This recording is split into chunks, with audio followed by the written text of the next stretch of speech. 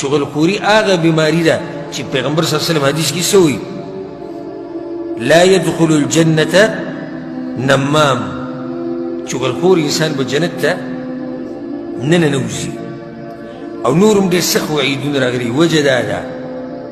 چې د چغلخور انسان نقصان ډېر زیاتي ډېر زیات نقصان کوي دومره تباهي کوي دومره تباهي چې په لږ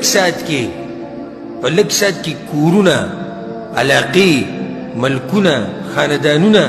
د ټول د یو بل سره په جنګ باندې کوي نو ځکه د چغلخور باره کې دومره سخت وعیدونه راغلي دي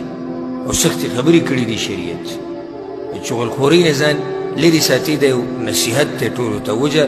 د نصیحت منځ کې مې په دې تاسو ته وکړو دا خبره مې رایاده کړې چې نن سبا دا بیماري عام شوې ده د نږدې وخته پورې دا بیماري په زنانو کې ډېره وه که په نارینهو کې زنانو کې ډېره خو اوس په نارینهو کې هم عام شوې ده تا سره به کښېني بیا به ستا خبر هلته ورسېد هغه به تا له راوړي تا ته به خبر خو نه ویا خو دا بل ته خبر خو نه ویا خو دا د ډېر لویه ګناه ده ولې دې نه ځان لرې ساتي او دا راته د زړه نه نصیحت وکړم دا خبره یاده کړه علما وایي من نم الیک نم عنک یعنې څوک چې تا ته د چا خبره رارسي نو دی ستا دا خبره هم بل ته رسي چېرته په هغه سړي باندې اعتماد نه کوئ چې هغه د نورو خلکو خبرې راوړي او تا ته یې بیانوي او تا د هغوی خلاف راګرځوي